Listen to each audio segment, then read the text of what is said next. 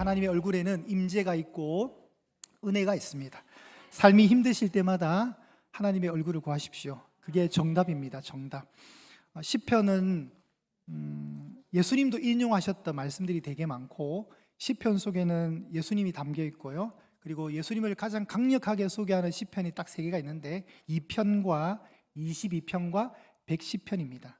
그는 이제 시편 산책에서 제가 물론 나눴지만 여러분 안 오셨기 때문에 많은 분들이 듣지 못했지만 강력한 3개의 시편이 있습니다. 그 시편들 중에 80편도 예수님이 담겨있는 굉장히 귀한 아주 메시아적 바램, 우리가 지금 대림절 기간을 보내고 있거든요. 예수님을 갈망하고 소망하는 본문이 담겨 있습니다. 80편에. 그 80편에 어디에 나오냐면 80편의 17절입니다. 한번 보실까요, 여러분? 여러분이 펼치신 성경책에 80편의 17절 어떻게 나오죠? 주의 오른쪽에 있는 자, 주의 오른쪽에 있는 자를 주님이 손을 얹어 주십시오. 자, 이분이 바로 우리가 해석할 때는 메시아 예수 그리스도가 됩니다. 여러분, 우리가 이제 성탄절을 기다리고 있습니다. 트리 작업도 다 했고 이제 실내도 다 세팅이 되어 있습니다. 불빛이 반짝반짝합니다. 예수님이 오셨습니다. 맞죠? 그런데 그분이 다시 오셔야 합니다. 우리가 기다리는 건 단 하나예요. 다시 오실 예수님, 마라나타 신앙으로 예수님이 오실 거예요. 그런데 과거에 시편 80편이 기록될 때는 아직 예수님이 오지 않았어요. 예수님을 아직 오시지도 않고 예수님이 어떤 분이신지도 모르는데도 불구하고 시인은, 오늘 아삽이 이 시를 지은 시인이거든요. 아삽은 어떻게 하나님의 오른쪽에 있는 자를 칭할까요? 이게 이제 신비로운 거예요, 여러분. 이건 성령의 감동이 아니면 불가능한 겁니다. 인간 메시아들이 있었습니다. 메시아는 다른 게 아니라 기름 부음을 받은 자란 뜻이에요. 그러니까 성경에서 왕을 세울 때, 제사장을 세울 때, 선지자를 세울 때 기름 부음을 받았어요. 그래서 그걸 메시아라 그래요. 이 메시아들이 근데 실패를 해요. 왜? 인간이니까. 그러다 보니까 이제 이 인간 메시아로서는 안 되고 정말 하나님이 보내실 그 어떤 한 분이 필요했던 거예요. 그게 이제 점진적으로 계시가 열리면서 성경은 그걸 구체적으로 자꾸 비춰주고 있거든요. 근데 이게 암호화로 돼 있어요. 암호화로. 마치 비트코인처럼 현금처럼 쓸 수 있는데 당장 눈에 보이는, 손에 쥘 수 있는 건 아니에요. 그런 느낌의 그 무언가가 있었어요. 그 무언가가. 그런데 성령의 감동에 의하니까 이게 가능하더라는 겁니다. 여러분, 예수님이 왜 오셔야 됩니까? 예수님이 왜 오셔야 돼요? 예수님이 맞습니다. 구원을 위해서 오셔야 돼요. 그러면 우리에게 필요한 건 뭐죠? 우리에게는 구원이 필요한 거예요. 자, 오늘 본문에 보면 2절과 3절과 7절에 다 구원을 얘기합니다. 우리를 구원하소서, 우리가 구원을 얻게 하소서, 구원을 요청합니다. 그렇다는 말은 뭐죠? 구원이 아닌 상황이죠. 그 구원이 아닌 상황을 성경의 문장으로 표현한다면 어둠입니다. 어둠. 그러면 예수님은 어떤 분이세요? 이 세상에 빛으로 오셨잖아요. 그러니까 어둠과 빛이 대비되는 거예요. 그러니까 왜 이 구원이 필요하냐면 어둠 가운데 거하기 있기 때문에. 그리고 시편 80편의 상황도 좋은 상황이 아니에요, 여러분. 밝지 않아요. 시편 80편의 전반적인 상황도 전부 다 탄식이 있는 거예요. 시편 80편은 공동체가 무너진 탄식의 기도시입니다. 공동체가 무너져 있어요. 그러니까 이 무너짐이 하나님 앞에서 회복이 된다는 걸 지금 갈망하고 있습니다. 그러니 이것이 언약 안에서 슬픔의 노래로 지금 비춰지는 거예요. 구원이 필요합니다. 구원이 필요합니다. 예수님이 우리를 구원하기 위해서 오셨습니다. 그러면 예수님이 왜 구원을 위해서 이 땅에 오셨는가를 한번 살펴봐야 되는데, 첫 번째가 뭐냐면 아담이 실패했기 때문에 그래요. 아담이 실패했습니다. 첫사람 아담을 통해서 인류가 무너지게 되었습니다. 그러니 그 아담을 대표하려면 둘째 아담, 또 다른 대표자가 오셔야 되는 거예요. 그 대표자에게 조건이 있어야 됩니다. 첫 번째가 죄가 없어야 됩니다. 두 번째가 하나님의 뜻에 완전히 순종할 수 있어야 됩니다. 세 번째가 우리와 똑같은 사람으로 와야 합니다. 이걸 만족할 수 있는 분은 이 지구상에 예수 그리스도 한 분밖에 없는 겁니다. 그러니 예수님은 선한 사람도 아니고 위대한 교사가 아니라 둘째 아담인 거예요. 둘째 아담으로 마지막 대표자로 이 땅에 오시는 겁니다. 그러면 그분이 오셔서 어떤 문제를 해결해 주셔야 되는가? 우선 아담이 실패했던 그 죄의 문제를 회복해 주셔야 돼요. 죄는 그냥 넘어갈 수가 없습니다. 특별히 하나님 편에서는 절대 넘어갈 수 없습니다. 하나님은 사랑이시지만 하나님은 동시에 공의로우신 분이세요. 그러니 인간들이 죄를 지을 때마다 죄를 눈감아 주면 하나님의 속성 중 그 공의가 무너지는 거예요. 그런데 그 공의만 내세우면 인간이 살 수가 없어요. 그렇지 않겠어요, 여러분? 우리가 죄를 지을 때마다 하나님이 심판하시면 우리가 어떻게 살아남아요? 그래서 하나님은 놀라운 길을 선택하십니다. 심판을 없애지 않으면서 심판을 직접 짊어지게 하시는 길을 선택하시는 거예요. 그래서 예수님의 십자가가 옵니다. 죄를 무시하는 사건이 아니라 죄를 가장 깊이 다루는 사건으로 예수님의 십자가 사건을 일으키십니다. 예수님이 오셔야 했던 이유 중에 하나는 하나님의 사랑과 공의를 둘 다 포기하지 못하셨기 때문에, 그래서 예수님이 오신 겁니다. 그러면 그 예수님이 오실 때 우리의 상황은 오늘 설교 제목처럼 그 예수님을 향한 갈망은 밝은 빛에서 시작되지 않고 어둠에서 시작되는 거예요. 여러분, 기다림은 어둠에서 시작되는 겁니다. 만약에 밝은 상황이면 기다릴 필요가 없어요. 여러분이 배가 많이 고파야 저 진도에서 오신 저 농협신우회 분들의 그 은혜가 느껴지는 거예요. 여러분이 배가 부른 상태에서 저분들이 오면 환영을 받지 못할 겁니다. 그죠? 먹을 게 필요 없는데. 근데 이제 이 설교가 끝나면 배가 고플 거예요. 꼬르륵 소리가 날 거예요. 그러니 먹을 것을 얻는다는 것은 좋은 거죠. 채워짐이 있으니까. 그러니까 여러분, 기다림은 어둠에서 시작하는 거예요. 이 땅이 어두웠고 이 땅의 어둠에, 이 상황 속에 하나님이 이 어둠을 제거하신 것이 아니라 이 어둠 안으로 빛이 침투하게 하셨어요. 그 빛이 요한복음 1장에 예수님이라고 말하는 거예요. 말씀이 육신이 되어 오신 거예요. 성육신 하신 거예요. 그분이 오셨어요. 왜 오셨냐면 우리가 갈 수가 없기 때문에. 우리는 못 가요, 여러분. 우리는 못 가요. 이게 한계예요. 이 한계를 끌어안고 오늘 이스라엘 전체의 공동체의 실패를 끌어안고 80편의 시를 아삽이 지은 겁니다. 상황이 녹록하지 않습니다. 자, 오늘 말씀을 보도록 하겠습니다. 하나님이 이렇게 불리십니다. 1절에 보시면 이스라엘의 목자라고 불리십니다. 그리고 그룹 가운데 좌정하신 분이라고 묘사가 되는데, 그룹이 뭐냐면, 자, 법궤 사진 한번 올려주세요. 자, 법궤를 보호하고 있는 마치 경호대처럼 저 천사의 형상이 그룹입니다. 저 법궤는 하나님의 임재를 상징하고 저 그룹 사이에 좌정하신 분이 하나님이신 거예요. 하나님이 이스라엘의 목자이시면서 그룹 사이에 좌정하신 분입니다. 그런데 어떤 목자였냐면 요셉을 이끌었던, 요셉을 양떼같이 인도하셨던 이라고 나와요. 자, 이 요셉의 두 아들이 있는데 요셉에게 두 명의 아들이 있습니다. 에브라임과 므낫세예요. 큰 형이 에브라임이고 작은 아들이 므낫세예요. 그런데 야곱이 축복 기도를 이렇게 하는 거 여러분 아시죠? 이렇게. 그러면서 에브라임이 장자가 됩니다. 그 에브라임과 므낫세가 2절에 나오는 거예요. 2절에. 자, 2절에 보시면 에브라임과 베냐민과 므낫세 앞에서 주의 능력을 나타내사 우리를 구원하소서. 요셉과 에브라임과 베냐민과 므낫세를 다 모으면 이스라엘 전체를 상징하는 언어가 되는 거예요. 이스라엘 전체를 상징. 그러니까 에브라임과 베냐민과 므낫세 앞에서의 주의 능력을 나타내다는 말은 우리 전체 이스라엘 앞에서 주님의 능력을 보여주십시오라는 거예요. 자, 성막이 있었습니다. 과거에 성막을 동서남북으로 분할해서 세 개의 지파가 이렇게 배치가 됩니다. 사진 올려주세요. 이게 이제 이스라엘의 배치도였습니다. 다음 그림. 이 배치도 속에 오늘 본문에 보시면 에브라임과 베냐민과 므낫세가 동서남북 중에 어디에 위치했을까요? 여러분 방향으로? 여러분 북쪽이 위 아니에요? 지금 제가 그림 잘못 올렸어요? 이쪽이 남쪽이 아니에요. 그러면 서쪽은 어디입니까? 이쪽이죠. 우리가 동대문이라 했어요. 제가 서대문이라 했어요. 그렇죠. 그러니까 이 서대문 서쪽에 굉장히 귀한 지파가 있었단 말이에요. 어느 지파요? 오늘 2절에 나오는 에브라임과 베냐민과 므낫세 지파가 있었던 거예요. 이 지파는 그냥 이름이 그냥 나온 것이 아니라 이스라엘 전체를 그냥 대표하는 지파로서 오늘 소개가 되는 겁니다.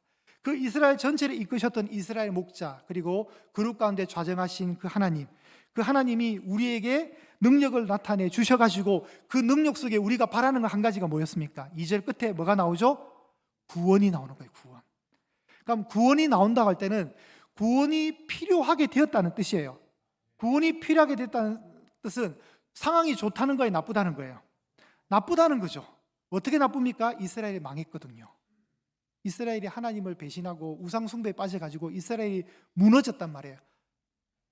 나라도 빼앗기고 땅도 빼앗기고 주권도 빼앗기고 포로로 끌려가게 되고 이런 상황들이 있었다는 거예요. 그 상황들을 오늘 어떻게 묘사하냐면 4절에 보시면 만군의 하나님 여호와여 주의 백성의 기도에 대하여 어느 때까지 노하시리까. 관계가 깨어지니까 주의 백성들이 기도할 때마다 관계가 깨어진 상태에서 기도는 하나님께서 화를 내시는 거예요. 회개 없이 그냥 막 달라고만 기도하는 건 하나님이 듣기 싫다는 거예요. 관계가 깨어졌는데 그 백성들의 기도가 하나님께서 들으시겠냐고요. 그러니 그들의 어려움은 눈물로 묘사가 됩니다. 5절에 보시면 눈물의 양식을 먹었고 많은 눈물을 마시게 되었대요. 슬픔이 있으니까, 실패했으니까 두들겨 맞은 거예요 지금. 그리고 6절에 보시면 뭐가 나옵니까? 이웃 원수들에게 비웃음의 대상이 된 거예요. 이스라엘 전체가. 아이고 너네 뭐 하나님 섬기도 잘 됐다, 꼴 좋다, 하나님 믿는 결과가 그거냐? 비웃음거리가 되는 거예요. 교회 다닌다더만 뭐 예수 믿는다더만 왜 그렇게밖에 못 살아? 아이고 하는 일마다 안 되네. 차라리 부처를 믿어라. 그렇다고 이런 부처 믿으면 안 돼요. 지금 이 상황에서 이건 제가 그냥 하는 말이에요. 괜히 부처 큰일 나요. 우리 목사님이 절에 가라는 것보다 뭐 이런 식으로 해석하면 안 돼요. 다 자르고. 지금 잠깐 졸다가 일어나신 분은 그렇게 들으시면 안 돼요. 그러니까 우리가 실패하는 거, 성도가 일이 잘 안 풀리는 거고 세상 사람들 딱 우리 놀리기 너무 좋은 거예요. 딱 우리는 아이고 그렇게 일요일마다 뭐 시간 내서 뭐 교회 가더니만 뭐 공부를 못했네, 뭐 이렇게 그렇게 할 수 있잖아요. 뭐 취업도 못했네, 뭐 그렇게 열심히 교회에 헌금 바치더만 뭐 더 가난하게 되었네, 복을 못 받았네, 이런 식으로 비아냥 그릴 수 있다는 거예요. 그 비아냥 그릴 때마다 우리 마음이 어때요? 너무 아프고 찢어지잖아요. 가슴 아프고, 그죠? 그러니 이스라엘 전체 공동체는 기도할 수밖에 없는 거예요. 그럼 기도할 때 누구 이름을 불러야 돼요? 너무 어렵죠, 여러분? 너무 어렵죠? 기도할 때 누구의 이름을 불러야 돼요? 자, 하나님의 이름을 부르는 겁니다. 여러분, 그 이사야서 보면 거룩하다, 거룩하다, 거룩하다, 만군의 여호와, 삼중 표현이 나오거든요. 예수님이 이렇게 얘기하시네. 내가 진실로 진실로 이렇게 얘기하잖아요. 보통 강조할 때는 2번이 강조인데 3번이 나오는 것은 하나님께 쓸 때 표현이에요. 그러니까 하나님의 거룩을 이 날개를 가졌던 6날개를 가졌던 스랍 천사들이 거룩하다, 거룩하다, 거룩하다, 만군의 여호와여 주의 영광이 온 땅에 충만하도다. 이사야 6장에 나오는 거예요. 그러니까 3번을 외친다는 것은 완전한 거거든요. 그런데 오늘 이 공동체 전체가 하나님 앞에 어떻게 엎드리냐면 3번을 부르짖는 거예요. 3번을. 성경을 딱 보시고 체크하십시오. 동그라미를 한번 쳐보세요. 3절의 동그라미. 자, 해보세요 한번. 3절의 동그라미, 그리고 7절의 동그라미, 그리고 19절의 동그라미. 이걸 이제 딱 해놓고 설교를 한번 들어보세요. 3절의 동그라미, 몇 절에요? 7절의 동그라미, 그리고 몇 절에? 19절의 동그라미. 잘 따라오고 계시네요. 자, 그러면 기도를 합니다. 기도를 할 때 3절에 어떻게 기도합니까? 제일 첫 문장, 하나님이여, 이렇게 하나님 이름을 부르는 거예요. 하나님이여. 그런데 7절에는 어떻게 불러요? 만군의 하나님이여. 어떻게 됐어요? 표현이 조금 더 강해졌죠. 그러면 동그라미 맨 마지막으로 했던 19절에는 어떻게 나옵니까? 만군의 여호와, 아니죠, 만군의 하나님 여호와여. 어떻게 됐어요, 여러분? 더 보강이 된 거예요. 이건 뭐예요? 이 시인이 하나님 앞에 정말 전적으로 항복하면서 절박한 마음으로 부르짖는다는 거예요. 처음에는 하나님이라 불렀다가, 2번째는 만군의 하나님이라 불렀다가, 3번째는 만군의 하나님 여호와라고 부르는 거예요. 그죠? 제 표정에도 그 간절함 느끼지 않아요, 여러분 지금? 그죠? 그죠? 정목사라 했다가, 정육만 목사라 했다가, 정육만 담임 목사라 했다가, 다 같은 거지만 정목사님 하는 것보다 정육만 담임 목사님 하면 좀 더 뭔가 성도들이 저한테 요구하는 게 더 많은 것 같잖아요, 그죠? 그런 느낌이에요, 그런 느낌. 이 3절과 9절과 7절과 19절을 여러분 잘 보세요. 잘 보시면 계속 똑같아요. 내용은 똑같아요.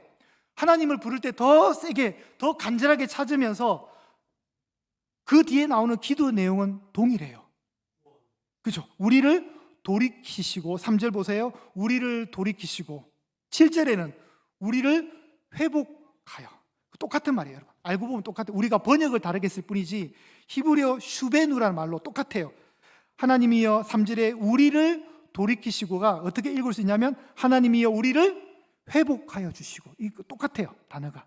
그리고 19절에도 나오죠, 여러분. 만군의 하나님 여호와여 우리를 돌이켜 주시고.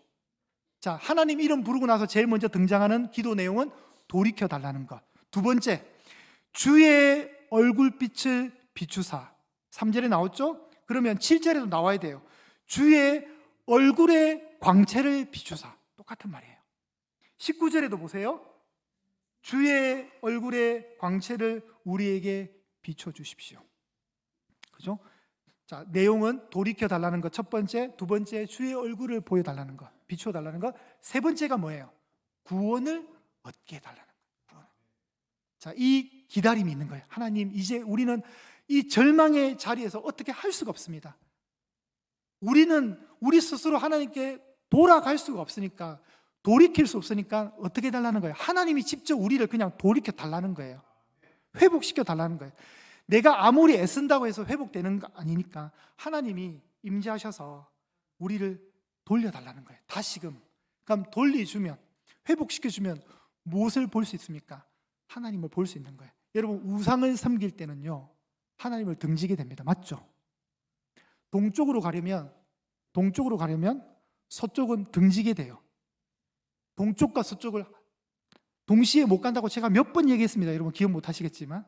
그러면 하나님도 섬기고 우상도 섬기고 동시에 할 수 있습니까? 절대로 못 합니다. 뭔가 하나만 선택하게. 그러니까 뭔가를 하나 선택하게 되면 등을 지게 돼 있어요. 지금 이스라엘이 실패했단 말이에요. 우상 숭배를 통해서 하나님을 등지게 되었어요. 그럼 어떻게 돼요? 돌이켜 달라 했으니까 하나님이 돌이켜 주면 얼굴과 얼굴이 만나는 거예요. 이제 그렇겠죠? 우리가 등이 아니라 하나님을 보게 되면 하나님은 우리에게 그분의 얼굴의 영광을 비춰주시는 거예요. 그래서 우리 원로 목사님이 항상 축도할 때 어느 구절을 씁니까? 민수기 6장에 대제사장 아론의 축복 기도를 하시잖아요.